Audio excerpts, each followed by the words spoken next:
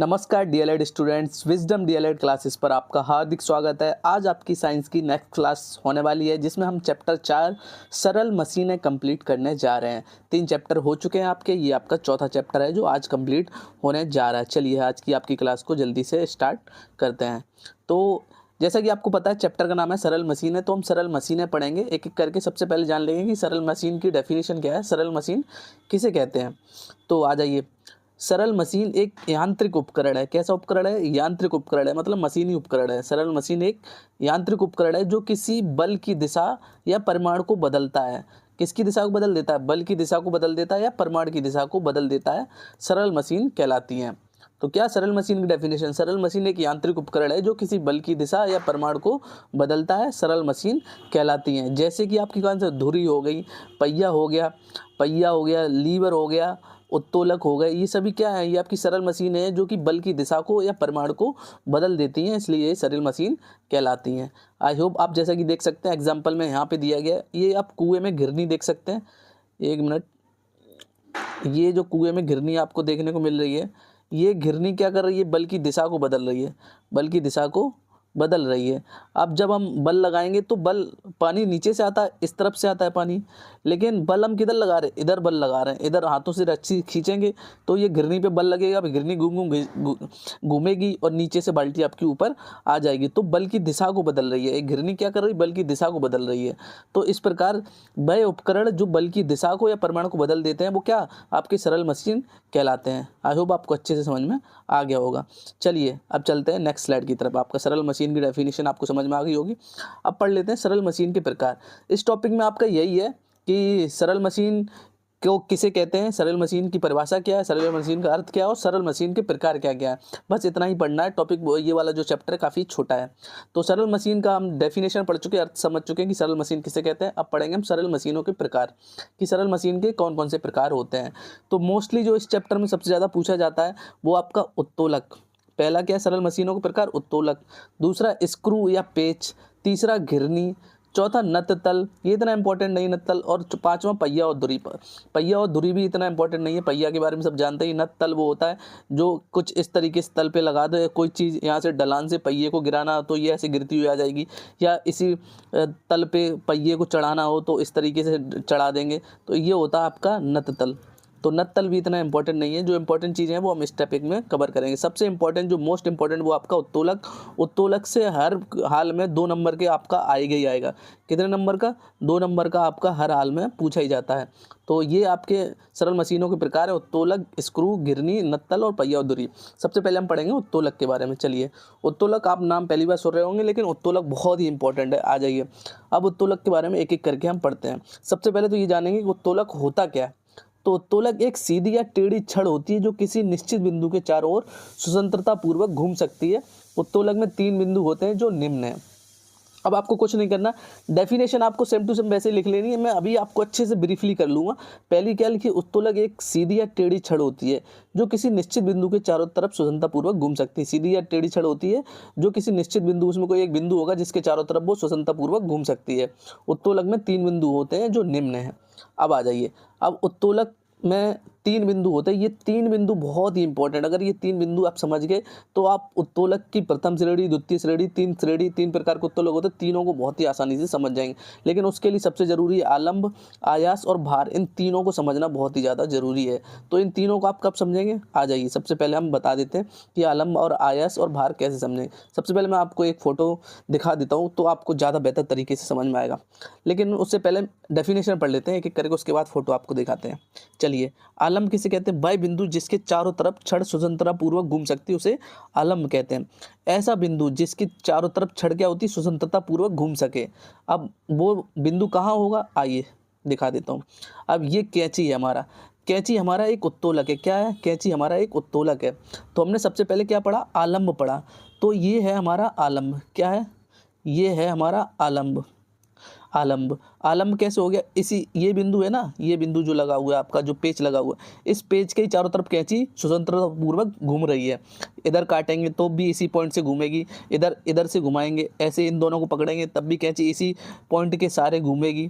तो या फिर अब इधर काटेगी, ऐसे इधर से काटेगी, तभी भी क्या है? ये इधर से ऐसे काटेगी तब भी इसी पॉइंट पे घूमेगी कैंची। तो आलम्ब वह बिंदु है जिसके चारों तरफ छड़ स्वतंत्रता पूर्वक घूम सकती है। आई होप आपको अच्छे से समझ में आ गया होगा कि आलम्ब किसे कहते हैं। आलम्ब की डेफिनेशन इतनी है जो मैंने बता दिया, वह बिंदु जिसके चारों तरफ क्या है, वह बिंदु जिसके चारों तरफ छड़ स्वतंत्रता पूर्वक घूम सकती है उसे आलम्ब कहते हैं। फोटो में भी आपको अच्छे से समझ आती है। अब पढ़ लेते हैं आयास। वह बिंदु जिस पर बल लगाया जाता है उसे आयास कहते हैं। आ जाइए फोटो में दिखाता हूँ मैं आपको आयास। अब कैंची में बल हम कहाँ लगाते हैं, कैंची में बल हम यहाँ लगाते हैं, एक हाथ में इसमें पकड़ते हैं, एक हाथ में इससे पकड़ते हैं, फिर दबाते हैं, तो बल इन बिंदुओं पे लगता है। तो जिस उत्तोलक में जिस बिंदु पर बल लगाया जाता है उसे हम क्या कहते हैं, उसे आयास कहते हैं। उत्तोलक में जिस बिंदु पर, इस बिंदु और इस बिंदु पर हम बल लगाते हैं तो ये हमारे दोनों बिंदु क्या है, ये दोनों बिंदु हमारे आयास हैं। क्या है, आयास। आई होप आपको अच्छे से आयास की डेफिनेशन समझ में आ गई होगी। चलिए आयास भी आपको समझ में आ गया। आलम्ब स्वतंत्रता पूर्वक छड़ होती है जिसके चारों तरफ छड़ घूमती है, और आयास वो होता है जिस पर हम बल लगाते हैं। अब पढ़ते हैं तीसरे की तरफ जो कि आपका भार। आ जाइए अब भार के बारे में पढ़ लेते हैं। भार क्या होता है, उत्तोलक के द्वारा जो भार उठाया जाता है उसे भार कहते हैं। उत्तोलक के द्वारा जो भार उठाया जाता है उसे भार कहते हैं। तो अब उत्तोलक पे चलिए, भार को बता देते हैं आपको। तो कैंची क्या करती है, कैंची मेहनत काटती है कांच। अब बल हमने यहाँ लगाया, इस पॉइंट पे बल लगाया, इस पॉइंट पे बल लगाया, तो कैंची का बल पहुँचेगा कहाँ, यहाँ पे पहुँचता है, इन धारों पे, इन धारों पे बल पहुँचता है, तभी तो कैंची काटती है। तो यहाँ पे बल लग रहा है, तो ये भार कहाँ से उठ रहा है, यहाँ बल लगाया, भार यहाँ उठ रहा है, तो ये बिंदु हमारे क्या कहलाएंगे, भार कहलाएंगे। आई होप आपको समझ में आ गया होगा। तीनों को डेफिनेशन में आप देख सकते हैं। वह बिंदु जिस पर बल लगाया जाता है, वह बिंदु जिस पर बल लगाया जाता है आयास कहलाता है। वह बिंदु जिसके चारों तरफ छड़ स्वतंत्रता पूर्वक घूम सकती है आलम्ब कहलाता है। जिस पर बल लगाया जाता है वो आयास कहलाता है, जिसके बिंदु के चारों तरफ छड़ स्वतंत्रता पूर्वक घूमती है वो आलम्ब कहलाता है। भार, भार क्या है, जहाँ पर बल लगा के जो चीज़ उठाई जाती है, जो चीज़ काटी जाती है, जो भार लगाया जाता है, वह बिंदु जिस पर भार लगता है वह भार कहलाता है। आई होप आपको अच्छे समझ में आ गया होगा कि भार किसे कहते हैं। चलिए तीनों चीज़ें आपको अच्छे समझ में आ गई। इन तीनों चीज़ों को अगर आप समझ गए तो कोई भी उत्तोलक होगा, चाहे प्रथम श्रेणी का उत्तोलक होगा, द्वितीय श्रेणी का, तृतीय श्रेणी का, आप 2 मिनट में समझ जाएंगे। तो ये बहुत ही जरूरी, इस चित्र को अपने नोट्स में प्रॉपर बनाएंगे। नोट्स प्रॉपर बना के चलिए, तभी आपके 25 में से 25 आएंगे साइंस में। ये बात आपको ध्यान रखना। अगर आपने एक भी क्लास के नोट मिस किए तो आपको बहुत ही मुश्किल पड़ेगा 25 में 25 लाना साइंस को। और साइंस काफ़ी टफ सब्जेक्ट है, तो आपको नोट्स प्रॉपर बना के चलने हैं। तो आपको समझ में आ गया हो कि आलम्ब वह बिंदु क्या है, आलम्ब वह बिंदु जिसके चारों तरफ छड़ स्वतंत्रता पूर्वक घूम सकती है उसे आलम्ब कहते हैं। वह बिंदु जिस पर बल लगाया जाता है उसे आयास कहते हैं। उत्तोलक के द्वारा जो भार उठाया जाता है उसे भार कहते हैं। तो उत्तोलक में चारों चीज़ हमने पढ़ ली। उत्तोलक का अर्थ क्या होता है, आलम्ब किसे कहते हैं, आयास किसे कहते हैं, और भार किसे कहते हैं। चलिए अब चलते हैं हम उत्तोलक के प्रकार की तरफ। हमने पढ़ लिया कि उत्तोलक का अर्थ क्या होता है। उत्तोलक हमारी एक तरह की मशीन होती है। उत्तोलक में क्या क्या चीज़ें होती है, आलम्ब, आयास और भार पढ़ लिया। उत्तोलक के प्रकार पढ़ते हैं। सबसे पहले आता है प्रथम श्रेणी के उत्तोलक। क्या आता है, प्रथम श्रेणी के उत्तोलक। प्रथम श्रेणी के उत्तोलक में आ जाइए। चलिए तो प्रथम श्रेणी के उत्तोलक में क्या होता है, चलिए इस प्रकार के उत्तोलक में आलम्ब, आयास तथा भार के बीच स्थित होता है। इसमें जो आलम्ब होता है वो आयास और भार के बीच स्थित होता है, प्रथम श्रेणी के उत्तोलक कहलाते हैं।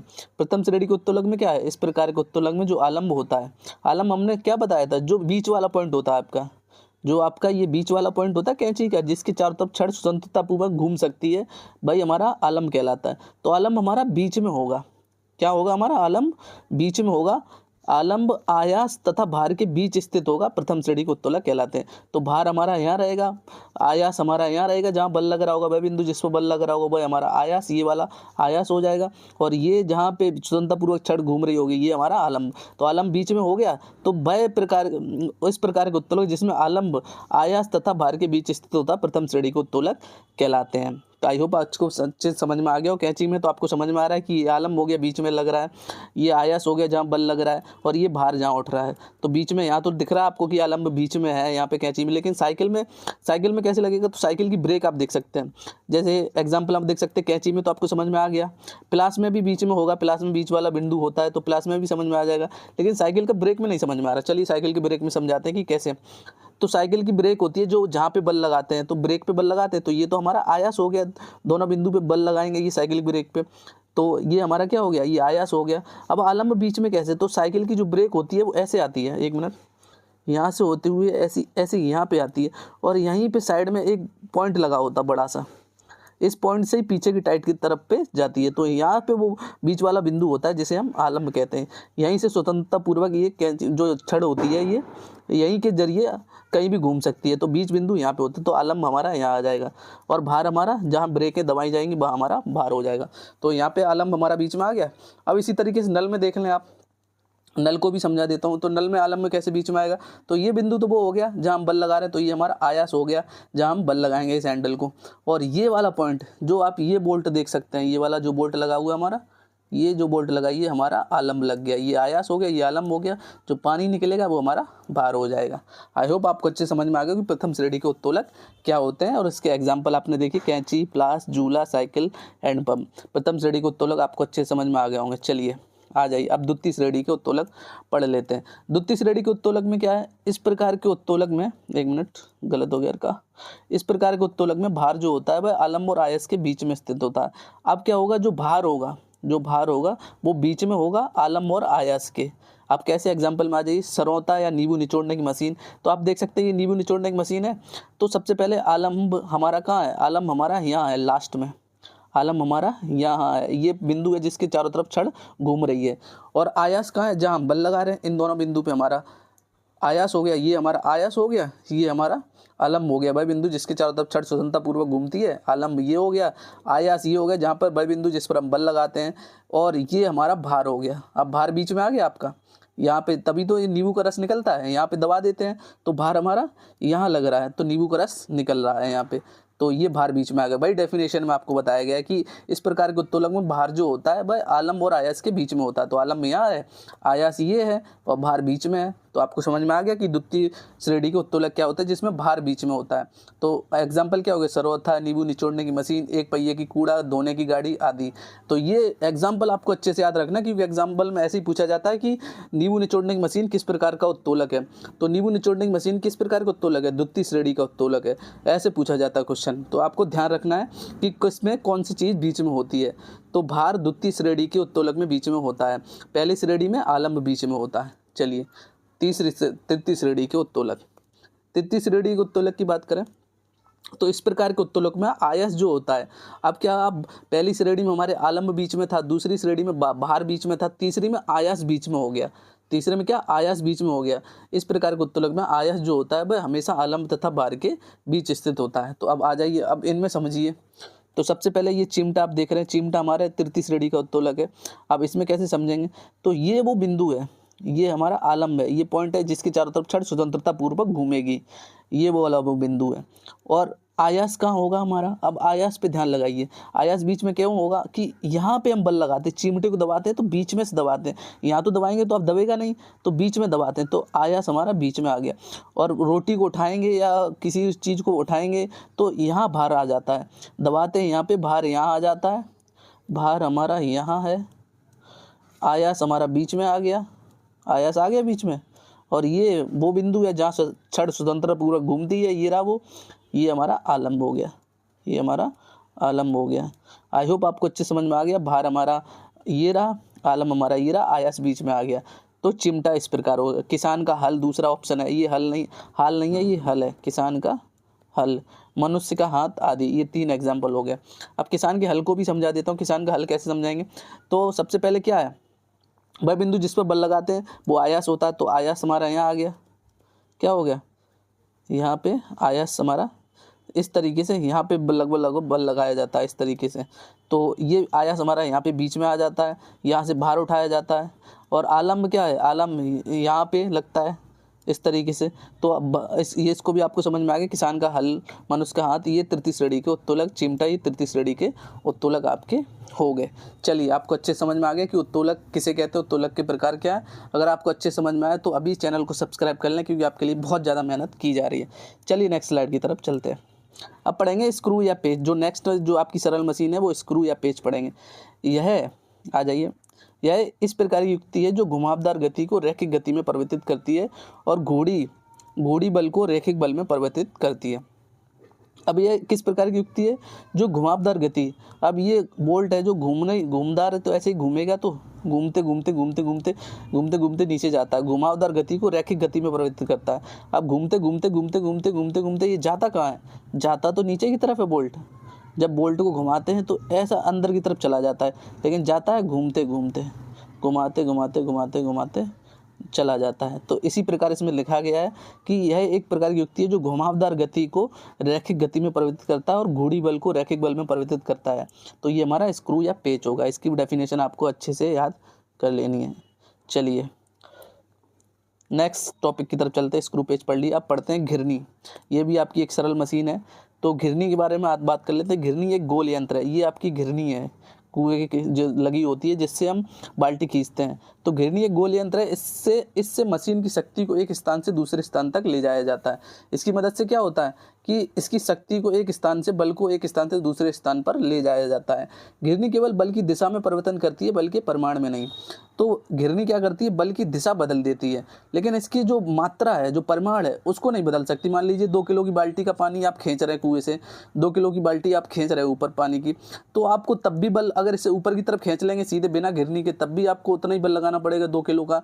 और जो अगर आप इस तरीके से घिरनी लगा देंगे और इधर से खींचेंगे, इस तरह घिरनी लगा देंगे और इस तरफ से खींचेंगे, तब भी आपको 2 किलो का बल लगाना ही पड़ेगा। तो ये आपकी बात होगी घिरनी की। घिरनी केवल बल की दिशा में परिवर्तन करती है, बल की दिशा में परिवर्तन कर सकती है, बल के परिणाम में नहीं। आई होप आपको अच्छे समझ में आ गया घिरनी किसे कहते हैं। चलिए इसको भी आपको नोट्स करना, नोट्स प्रॉपर बनाइए, तभी आपके बेटर नंबर आने वाले हैं। ये आपका टॉपिक चैप्टर जो कंप्लीट होता है वो यहीं पे कंप्लीट हो जाता है। चलिए अब आपको क्या करना है, हमारे टेलीग्राम चैनल को ज्वाइन कर लीजिए, जल्द से जल्द व्हाट्सएप चैनल को ज्वाइन कर लीजिए और यूट्यूब चैनल को सब्सक्राइब कर लीजिए, ताकि आपको रेगुलर साइंस की क्लासेस मिलती रहे। चलिए आज का चैप्टर यहीं खत्म होता है। मैं मिलता हूँ फ्रेश क्लास में, तब तक के लिए बाय बाय।